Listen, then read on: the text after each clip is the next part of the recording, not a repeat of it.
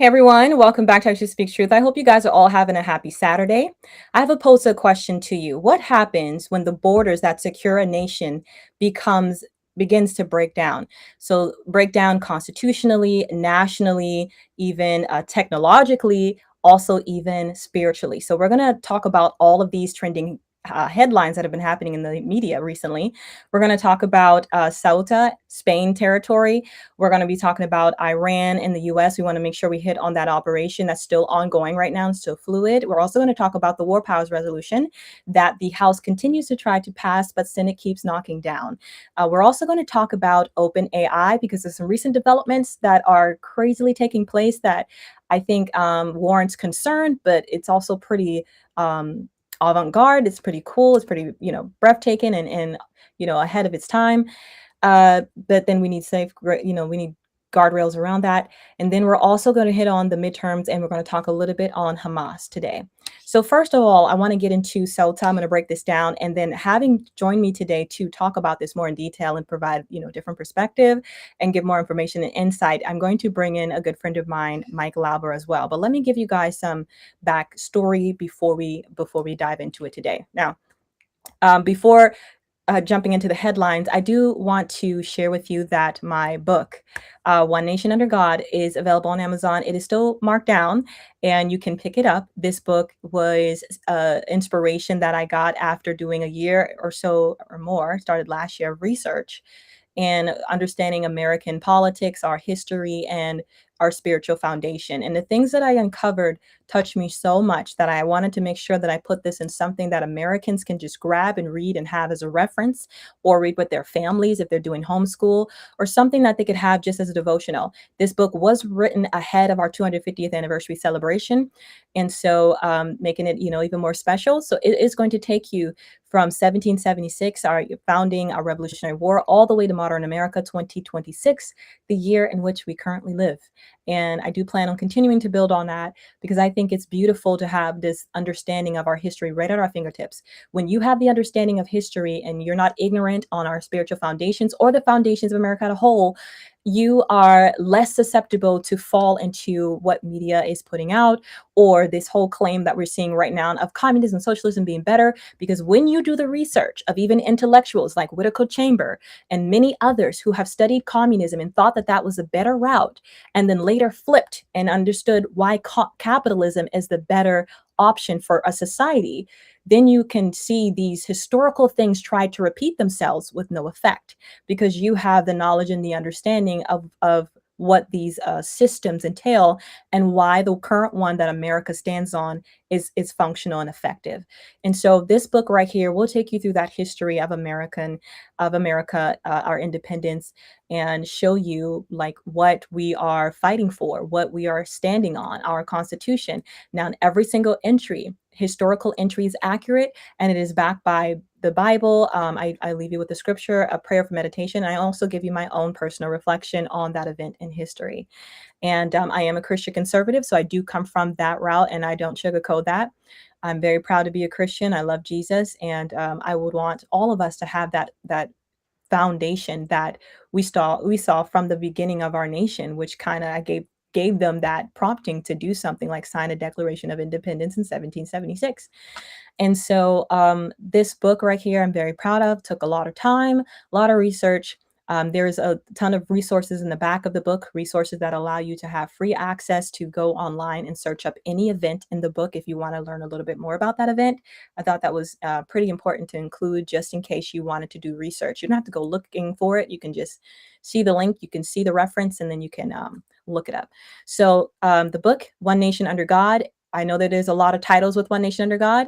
Mine is One Nation Under God, 250th Anniversary of American Independence, and my name, Aisha Schreiner. If you put that in, it'll automatically appear for you. So um, I hope pick that up if you haven't. It is still marked down, like I mentioned. Get one for you, your friend, etc. Now let's dive into the first thing we're going to be talking about, which is Ceuta. Ceuta is a Spanish territory. It is it's bordered by Morocco, and so we saw in recent headlines an influx of immigrants from Morocco. But I want to take us kind of through Where is Ceuta? But just in case you're not aware of where it is, I myself had to look this up if I wanted to, bring this headline to you, so we have this background, this understanding. But it is a small city located on the northern coast of Africa. It is a part of Spain, like I mentioned, physically surrounded by Morocco. It also, because it is a part of Spain, it is also a part of the European Union.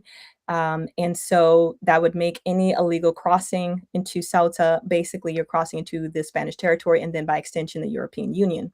Ceuta has about 84,000 people. And when we look at the religion of the population, it's Christian, Muslims, Jews, and Hindus predominantly. And the influx that we saw with Morocco, that was about, some reports I think report even higher, but 49,000 is the constant report that I see. 49,000 people crossed illegally into Ceuta over a period of like 2 days, overwhelming their border security. You can see even the Border Patrol kind of just even letting them in because they don't have the manpower to stop that many immigrants coming in at one time. I'm going to play this clip before I continue on and share with you my thoughts on this whole thing and also all the nuances involved in this and why these people thought it would be okay for them to cross and the after effects of that crossing. So let's watch this video.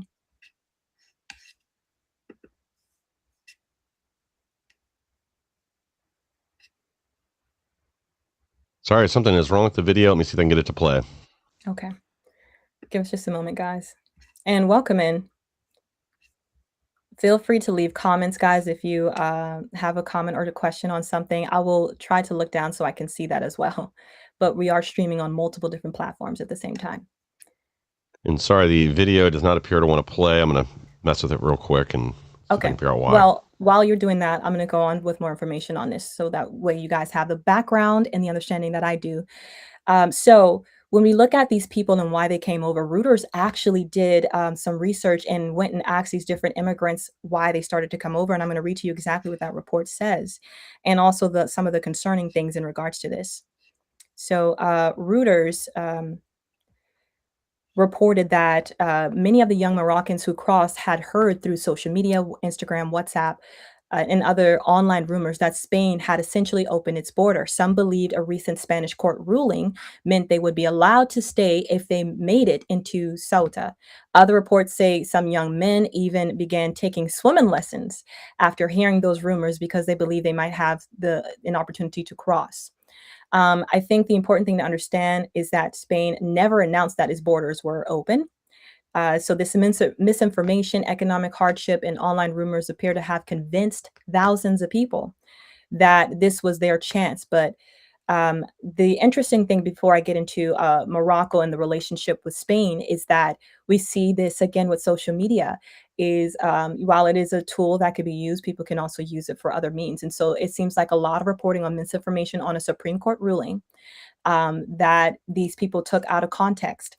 And so we see this again and again that when whether this misinformation comes from the Middle East, etc., we even see it in our own culture, that if a bunch of different accounts push the same information, whether it's misinformation or not, the algorithm cannot detect that. What it detects is it detects patterns. So if lots of people begin to push this same messaging, the algorithm think that that's something trending and it begins to spew it out to millions upon millions of people. And then these people see this and they keep seeing it. They think that this is accurate, especially if it's formed and placed in a way where it sounds legit. Now you have a lot of misinformation. And the sad thing is that you have all of these people, 49,000 as reported, come into Ceuta, only to have thousands upon thousands of them return. Some of them had to go back. And then 57 of them also die on the way.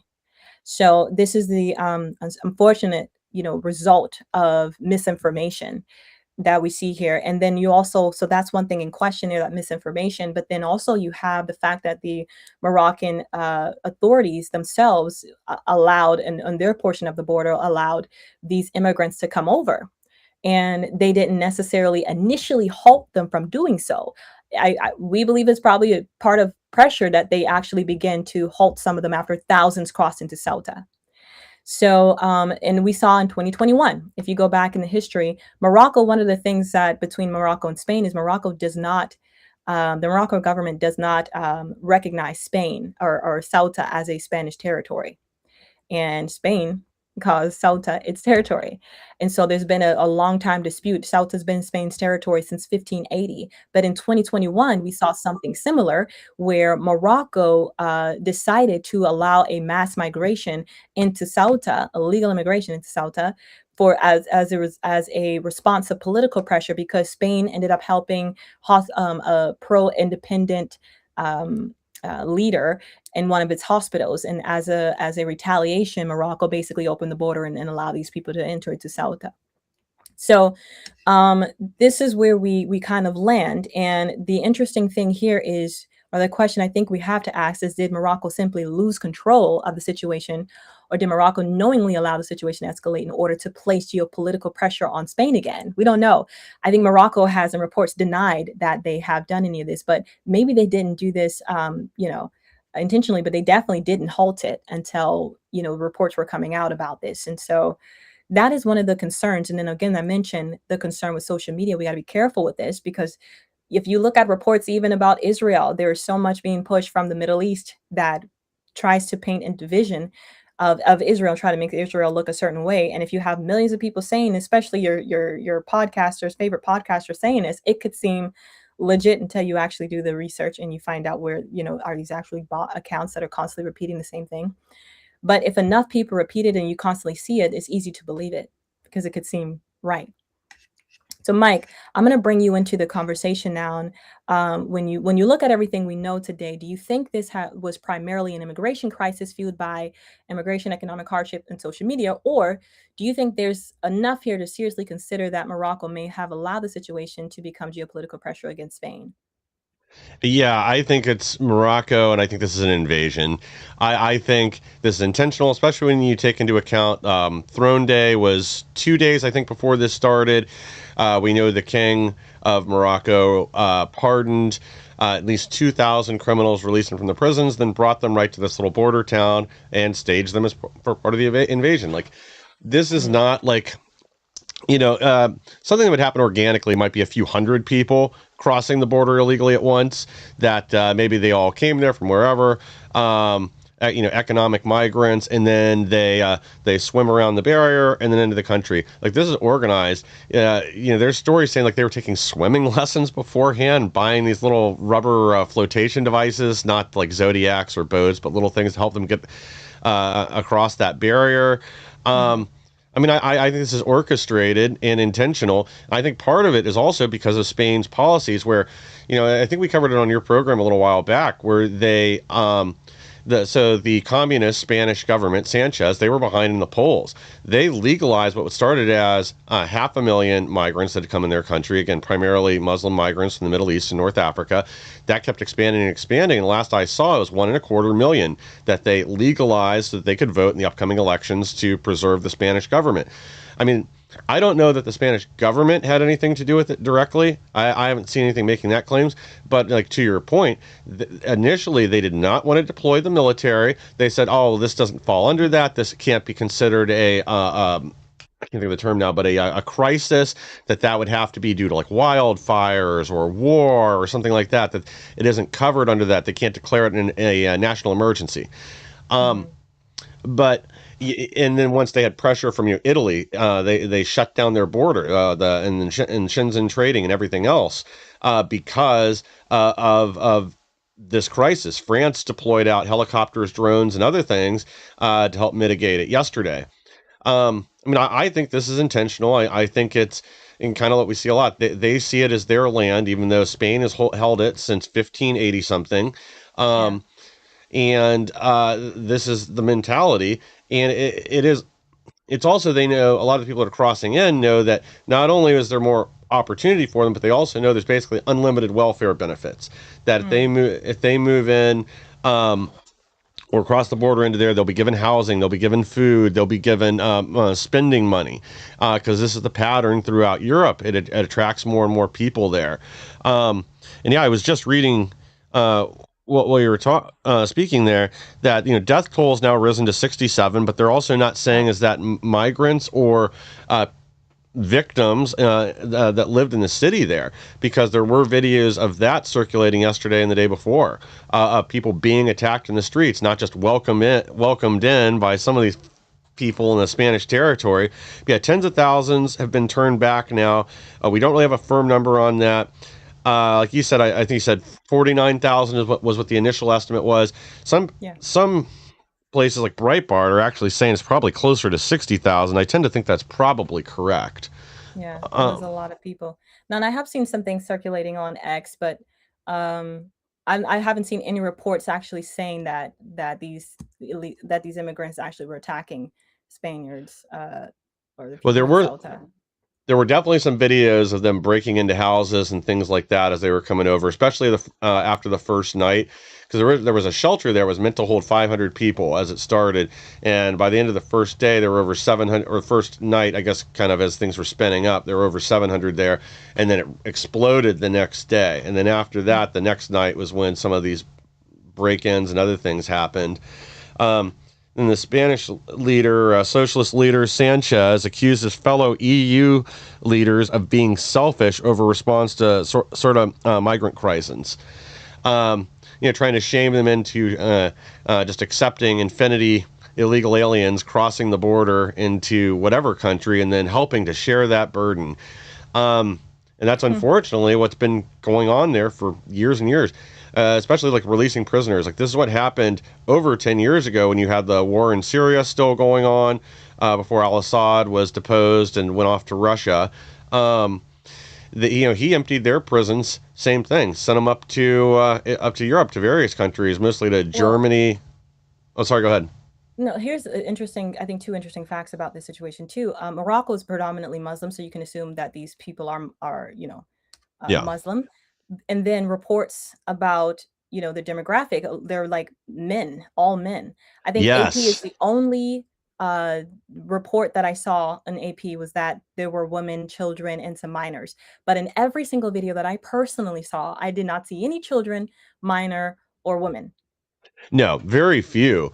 There was a British reporter, and I was just looking for his name because he's getting dragged by the a lot of people online right now. Because same thing, he was reporting Mhm. on this running video in the background talking about all the women and children and families that just want a better life that are flooding over the border there right now, basically trying to build sympathy. And then literally in the B-roll running behind him, the entire time there was one woman that appeared to be crossing with the rest of the migrants that were coming in.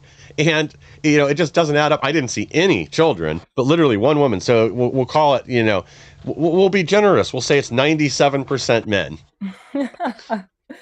Yeah, and it looked like they were ages. I'm this is not confirmed, guys. This is just my own thoughts. It looks like they were ages 18 and up, maybe 1835 or something. Yeah, something like that. Military age men.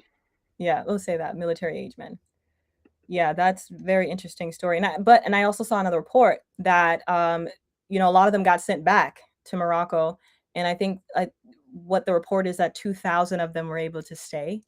That's what I saw in a recent report. I don't know if that's like 100% accurate or every single outlet's saying that. What are I've your seen thoughts? different numbers.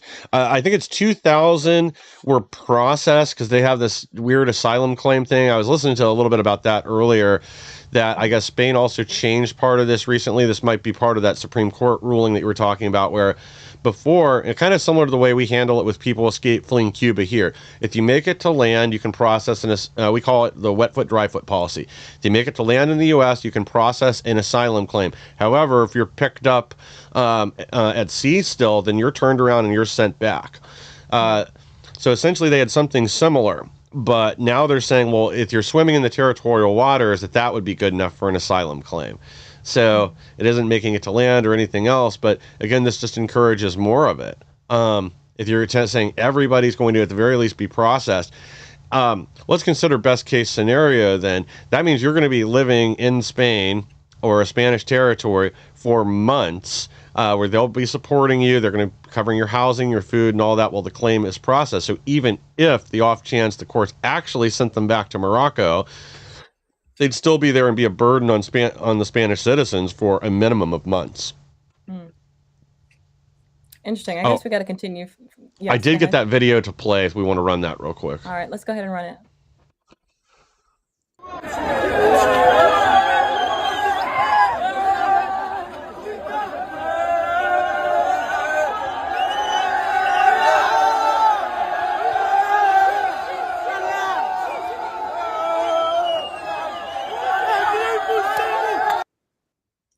I think that they're so bold too to put their face on camera. Like you're already doing this illegally, you know? Did So you see any women like in that crowd? Because I I did don't think not. I. Like I said, all of the, I mean, like you, if there's more reports showing that, then yeah, let's go with it. But as I said, all of the videos I personally have seen, I've not seen any women, children, and minors in there. Nope. I Uh, mean, I'm sure there's a few. I have no doubt that there. I saw one in the other video that this UK reporter was running in the background, but Interesting. Well, let's move. Let's shift our attention from Europe to the Middle East because we have another major story that continues to unfold. As of yesterday, we have tensions between the United States and Iran. They still remain high. Iran has reportedly intercepted vessels in the Strait of Hormuz, one of the most strategically important waterways in the world. Roughly one-fifth of the world's oil supply passes through that. So whenever something like this happens, it doesn't just affect the Middle East. At the same time, we're continuing to watch Iran's military activity, its nuclear ambitions, and the Trump administration's response. One thing that I've tried to do throughout this story is avoid reacting to every single headline, but we what we should be paying attention to, I think, in this case, and I want to add this before we talk to the war powers resolution is what I'm going to get to. But Saudi Arabia, I did read a report that Saudi Arabia bases were attacked by Iran hit bases in Saudi Arabia, yeah, and they responded down in a joint um, a collaboration, if you will, with the United States, and they're basically just hitting back Iran back militia and also helping to secure the Strait of Hormuz that and that's still ongoing right now. And so Saudi Arabia is assisting in that manner. But what I also think is very interesting about this is this war powers resolution that keeps trying to be passed multiple times this year since this war began. So, we had July 23rd was the last one that was passed in the House, shut down in Senate. And then the recent one, I think this was July 30th, that was passed in the House again. Senate knocked it down by one vote. And the funny thing is that one vote I think this is worth mentioning was John Congressman John Fetterman. So this was this was extremely interesting that he kind of sided with that and broke, this was a reason why the war powers resolution didn't pass. Now, I do want to give a little bit of context. I believe this is good. The war powers resolution is not a part of the Constitution. Now, the thing that they were arguing with this situation is not whether Congress has the right to declare war, because that is constitutionally, sound. That is their role. But also the president has a role as the commander in chief of the armed forces. And so when we are in my position is when we are in an we're actively engaged in a conflict. We can't wait for Congress to make every single decision at that point. Like that is, those things can develop quickly. And you're talking about protecting American troops and winning a war.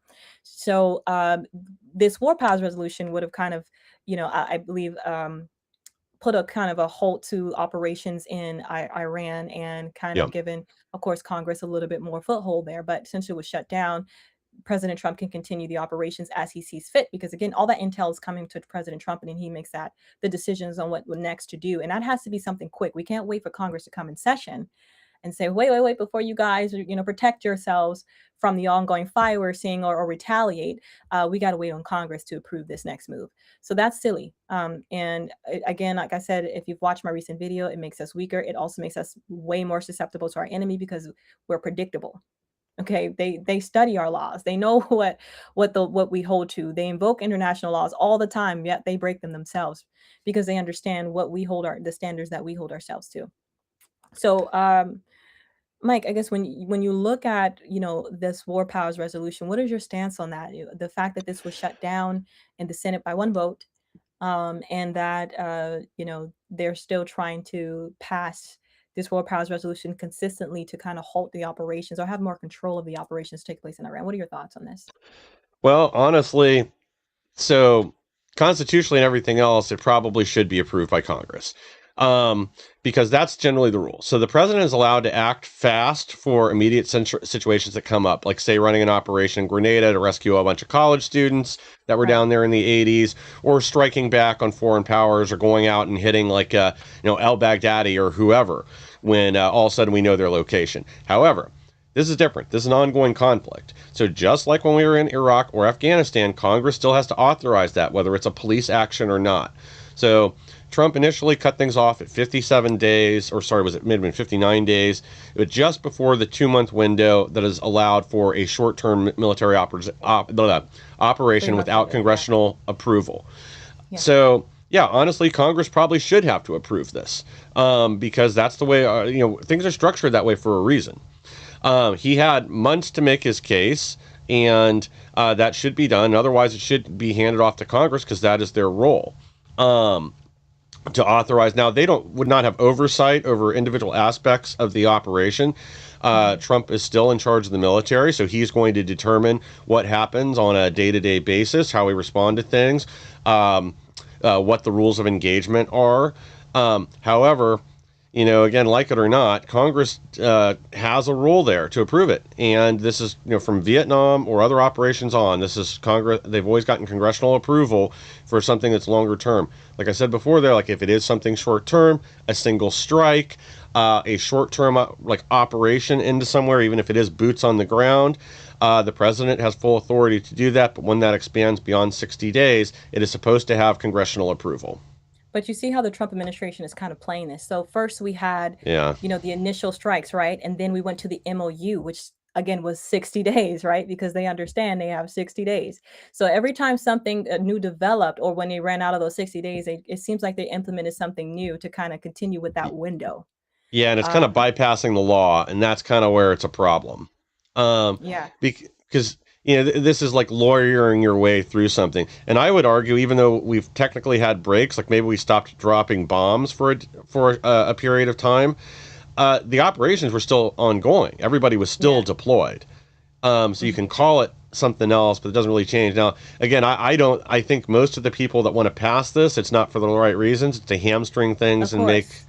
but it's not like they're wrong. Congress is supposed to have the legal authority to continue this or to Yeah. continue any.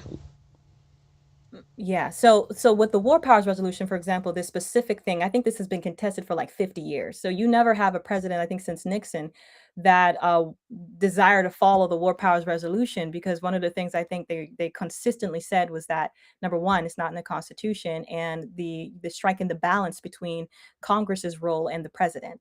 Yeah, And I do, yeah, like I mentioned, we definitely the Constitution is, our foundation. That's what we draw from when it comes to this. Of course, Congress has the power to declare war now. At the beginning of this conflict, the congressional, Gang of Eight were notified, and then they went forward with this operation. At first, it's called an operation, and again, like I said, 60-day window, and then a MOU and all this stuff transpired. But again, we're still like in an active ongoing conflict where we're shooting bombs, you know what I mean? yeah. And so at this point, I think that it would not be wise to insert a war powers resolution that would limit, how quickly they can respond in those settings. Yeah, well, it wouldn't do that because the president would still be in charge. It would just be authorization from Congress to continue the actions in Iran, no matter what they're called from. The president would still be able to determine how we were doing that. Congress would not be able to restrict him from responding or even how we're administering the conflict. It would just be giving them authorization. So that's where, depending on what exactly how this new war powers resolution is written up, that's where you could end up with the conflict and things go into the Yes. courts or whatever. But yeah, I mean, what they probably should have done is 30 days in, approached Congress, made the case for um, whatever they want to call it, this operation in Iran, and then gotten congressional approval for a set period of time. Because that's Hmm. exactly how we handled the war on terror, the global war on terror. We had congressional authorization for both Iraq and Afghanistan. Anything that happened outside of that was done under the purview of the president, whether that was attacking, other groups that were participating or attacking U.S. troops out of other regions or countries. But the overall operation was approved by Congress because it was going to extend more than 60 days. Yeah. Do you think they'll have the Trump administration follow through what you just said, that he would have the approval to continue the operation in Iran? Or do you think that this would have been something that was, I don't want to say botched, like Uh, like Biden in Yeah, Afghanistan. But we would be basically kind of pulling out because I believe that war resolution would give the Congress the power to basically pull out our troops from correct. Iran. Yeah. So that. Well, that's their Okay. role. If they don't approve it, they're supposed to be a body representing the American people. So if Mhm. they did not approve it, then yes, we would have to withdraw. We would not be able to continue military operations there. I But just that wonder what is, the dangers of that would be, because again, when we saw what took place with Biden in Afghanistan, for example, because Iran still has these ballistic missiles and all of these other tools and military gear that they could yeah, use, basically. So Afghanistan, for example, we did the operation with Biden where he just pulled them out, and then you had um, and the situation is slightly unique because again the Taliban took over. That's we were defending it for years, trying to prevent that from happening. That took place. Not only do you have Afghanistanis that passed that died, but you have Americans that died. A lot of our equipment that also was stolen. yeah. So I think it would have to be a very if that were to take place, it would have to be extremely strategic. Well, Um, there are some differences too. So part of the Afghanistan withdrawal was not following the plan. What was not, Trump made a deal with the Taliban for the withdrawal for them not to attack, to allow us to get our equipment out. Biden mhm. waited till the last possible minute. That's part of why it was so bad. And then leaving all that material and other stuff there. That should have been destroyed months in advance or brought back to the United States or whatever. But that's what happens when you don't follow the plan or what's agreed upon. That's poor execution. Yeah, And I do think if based on this resolution being shot down in the Senate numerous times now, and it being so yeah, difficult for them to push it through the House until more recently, I think if they had done things the right way, they probably would have gotten congressional approval for operations in Iran. Had they done this, after the first couple weeks there, or maybe even first month, gone to Congress, like, hey, you know what? I know originally we said this was going to be a 2 to 4 week operation. Based on what we're seeing now, it's going to be go beyond that. We need congressional approval to continue this fight over there. It's in America's interest, da da da, and make their case. Um, I think they probably would have got it. But now, we're 4 months in, and that's what makes things more shaky now. Now, Americans are worried about gas prices. There's more pressure from Europe and other places to just end the conflict, even though I agree with you. I think that would make things far worse.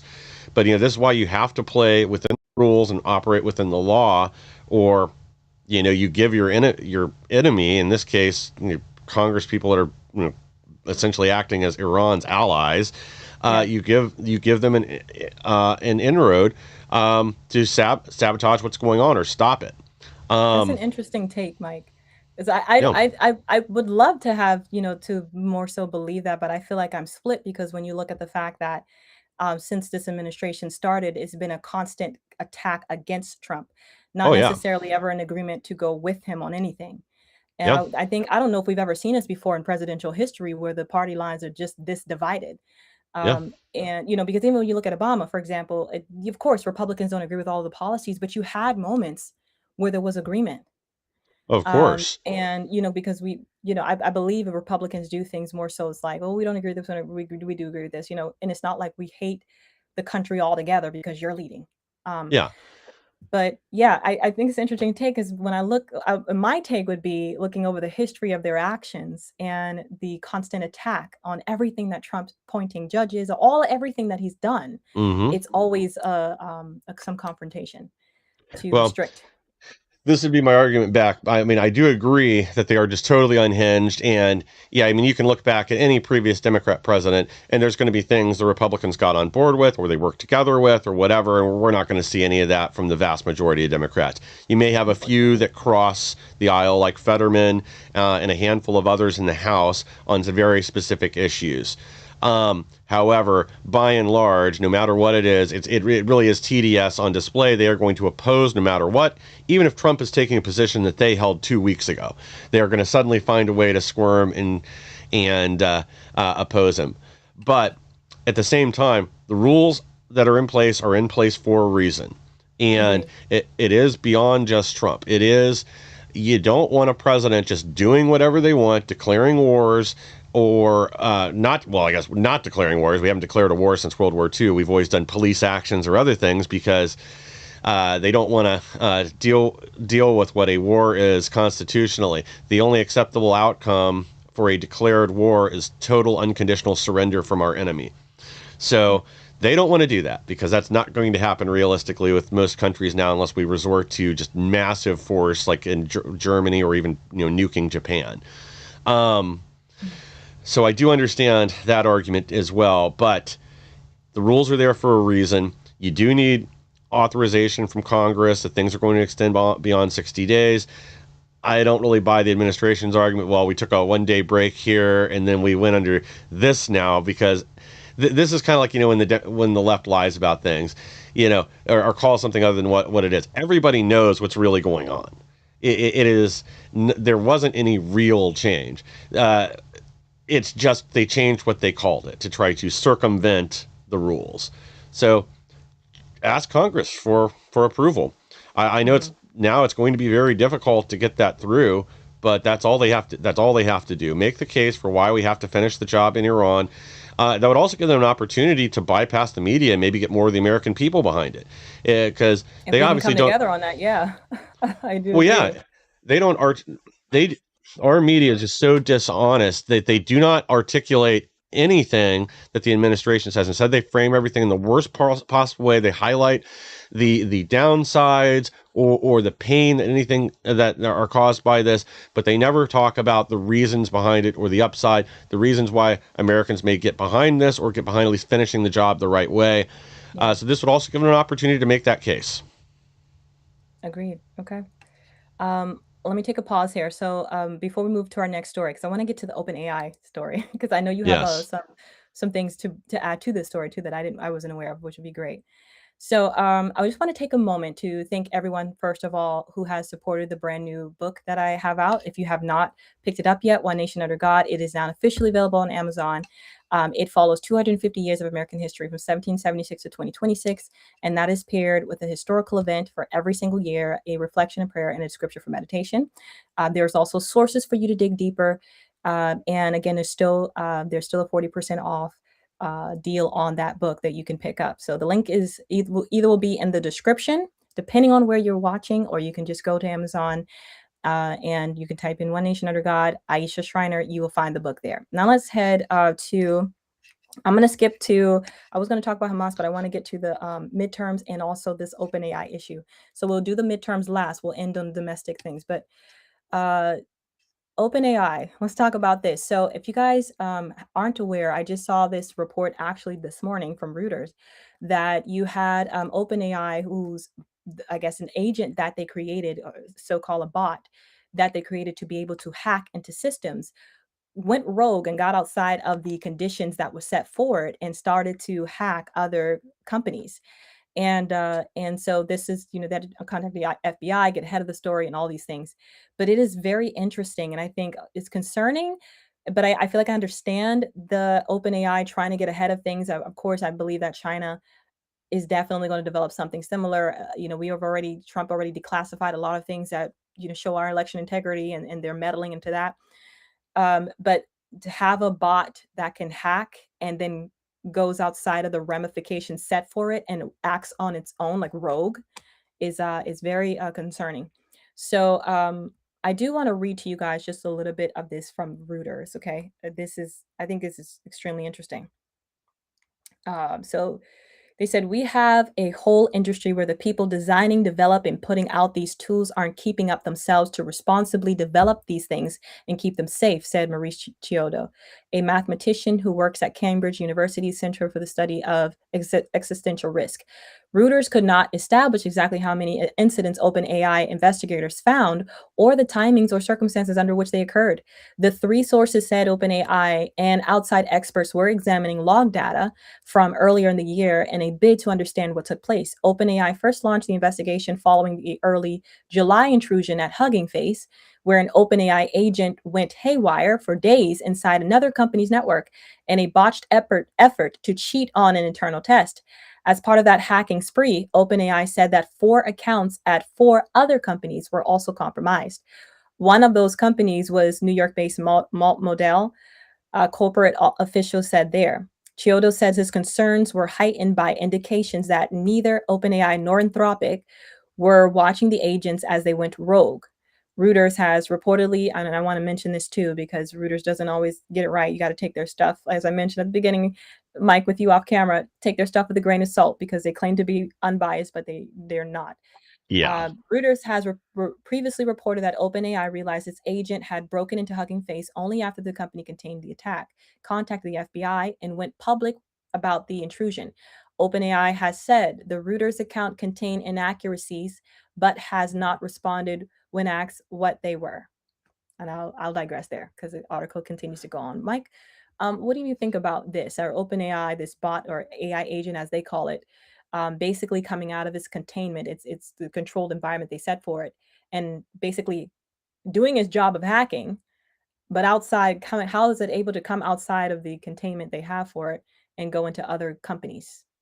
Well, that's the real question that needs answered there, because like you and I were talking about off air, a lot of times, like if they're running these kind of tests, the systems are supposed to be what they call air gapped, meaning that there is no physical connection, no wire connecting the computer or the mainframe to the internet, and um, no modem, no wireless connection either. And that's how they can contain it, run whatever test, especially if it's something that could be potentially dangerous. So that worst case scenario, they melt down their mainframe. They don't release some monster onto the internet that destroys everything. And this is the same way like virus companies. I watched this short thing about kind of unrelated, but shows you the same importance with Norton antivirus years ago that they had this special system that they would use to simulate or allow to be attacked by computer viruses so that they could then develop an inoculation, send a patch out, and then make sure that private users' computers could not be harmed by the virus. But that was the whole idea, was to put it in isolation to quarantine it. And it's the same idea here. I totally understand the idea of building an AI hacking tool and getting ahead of that because you can Agreed. bet your bottom dollar Russia, China, Iran, anybody with even North Korea, anybody with a competent division of hackers right now. And keep in mind, we just had our water systems hacked here in 7 states.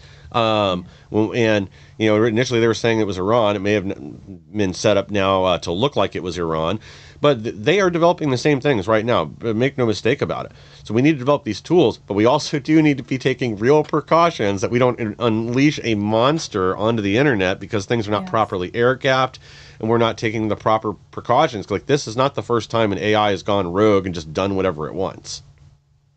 Has the White House made a statement in regards to this? Like I mentioned, I know that we had a recent cabinet meeting, and I usually try to watch those live, but I have not had the time to do that.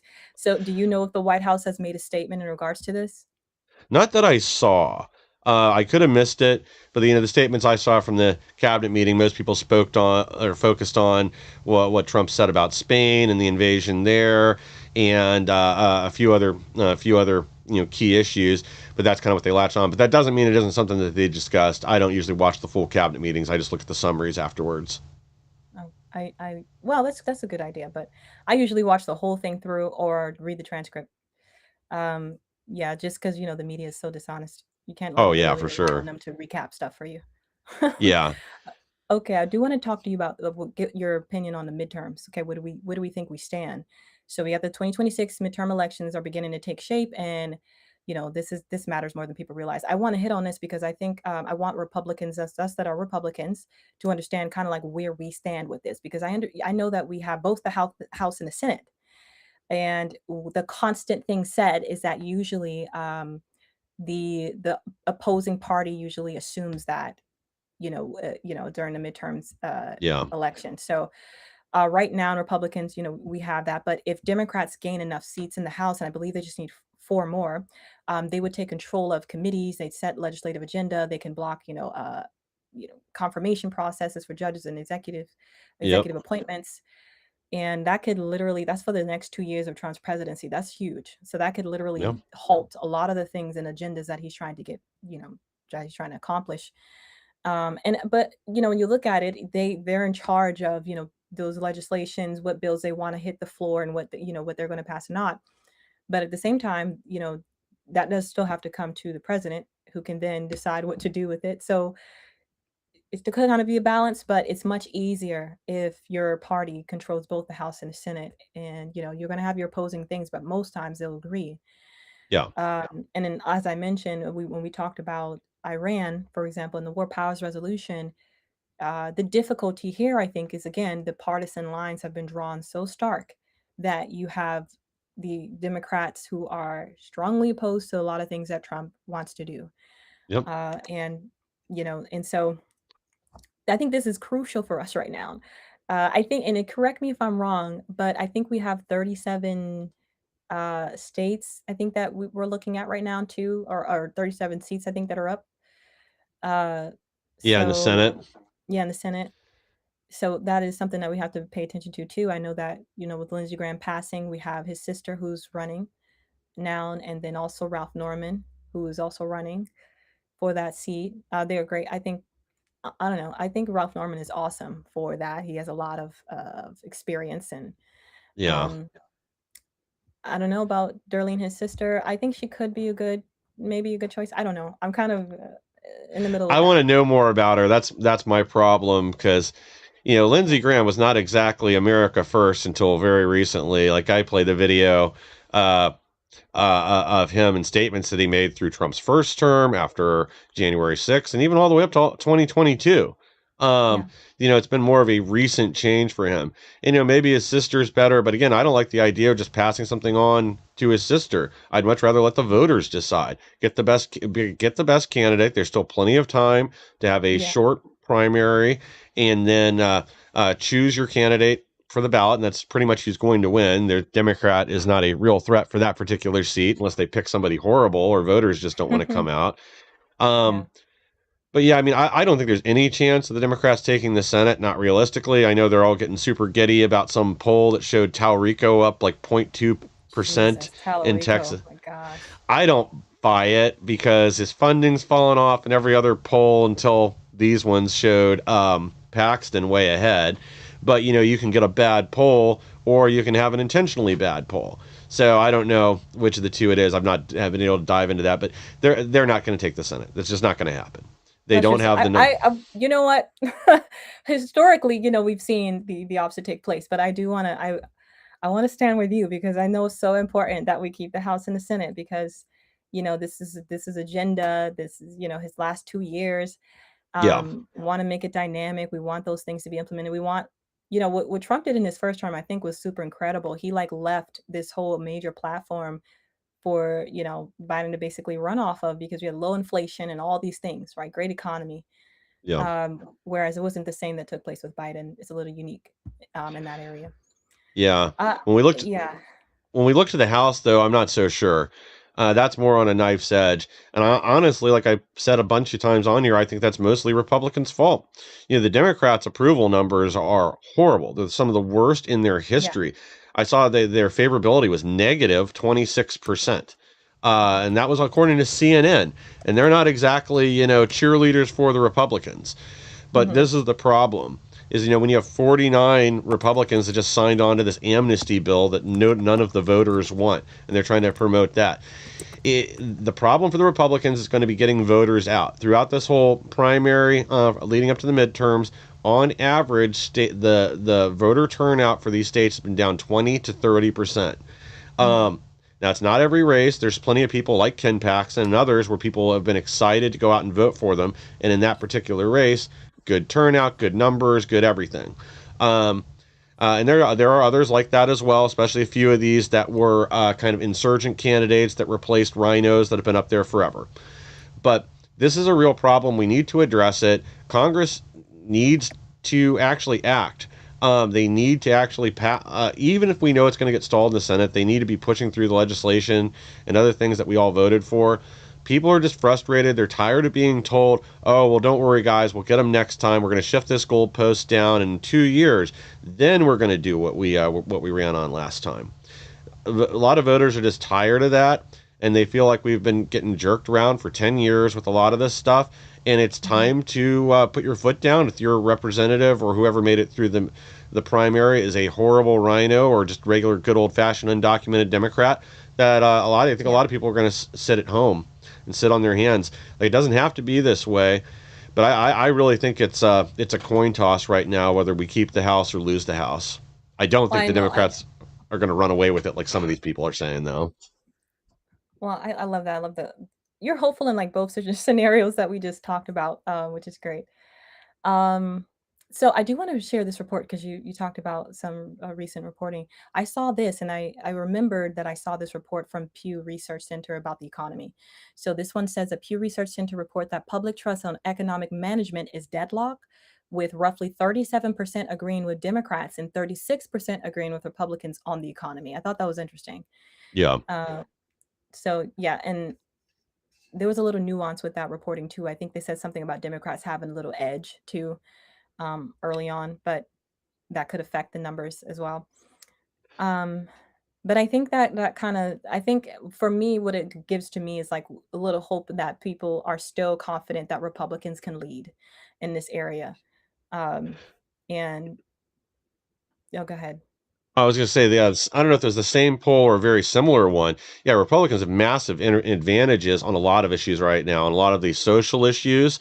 Yeah. Um, they are, 10 points or more ahead of the Democrats, and even on what's going on in Iran. Middle of the road voters and Republicans trust Republicans to do things. So you're unaffiliated, your swing voters. Um, and to a huge degree, it was like almost a 30%. I can't remember if it was 27 or 28% advantage for Republicans. I think I saw that And, too. and middle of the road voters do not like these DSA socialist candidates that are out there now. They don't agree with the policies. They're afraid. They see what's going on in New York and LA and other places, Colorado. They don't want anything to do with it. But this again, we got to be realistic. They're Democrats are vote blue no matter who. They will hold their nose and vote for a candidate that they don't like. Some of it's because of TDS. Other ones are true believers. Um, Other ones, they're just default Democrats and go out and vote.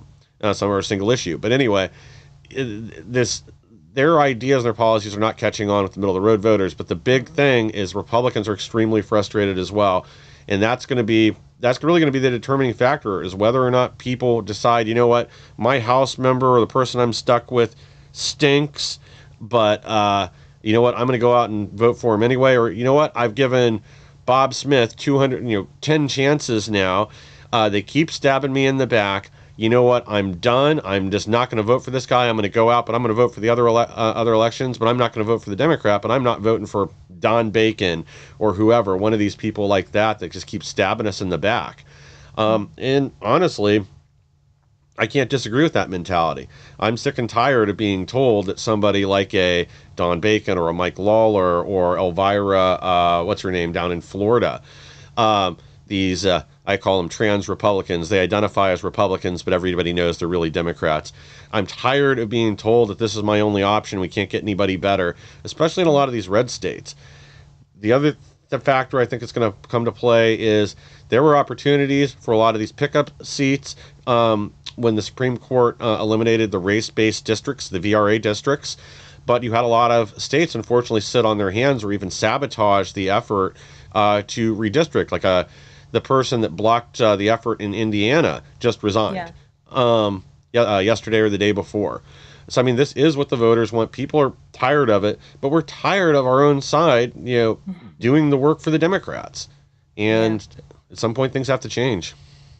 I agree. And I want to, I'll leave us with this. I want to encourage everyone to, not only get out and vote, but if you're part of campaigns, or you're a part of going door to door, get out there. We need people, we need boots on the ground. We see that with the DSA. They have boots on the ground. They are very organized in their moves. But I've seen too that we are as well. I think I've shared with you some emails that I've gotten about the campaign jobs and stuff like that. Those are all great. If you can participate in that, please do that. Speaking of this, I want to share our last sponsor, which is TPUSA Communities. And I think we gotta, if you can, yeah, there it goes. So with TPUSA Communities, it was speaking of the midterms. They are launching a nationwide voter registration initiative to help Americans make sure they're ready before the election day. So even if you're pretty sure you're already registered, I want to encourage you to take a moment to a minute. I think it's like 30 seconds it takes just to verify that you are good to go. You can go to tpusarise.com/, check your registration. It's there on the screen too. You can see it. And when you go through it, make sure you put me as your ambassador. They are doing a really cool thing where if you, the number of people you get to vote every or check their voter registration, there is like a little bonus appreciation for you doing that work. So this is something I love to do that I would do regardless, but definitely want to encourage you guys, go check it out. Even if you are sure you have already registered to vote, go do it. Check it out. Make sure you put me as your ambassador. You'll see that who referred you, or ambassador. You'll just put my name, Aisha Shriner, in that in the slot that it asks you.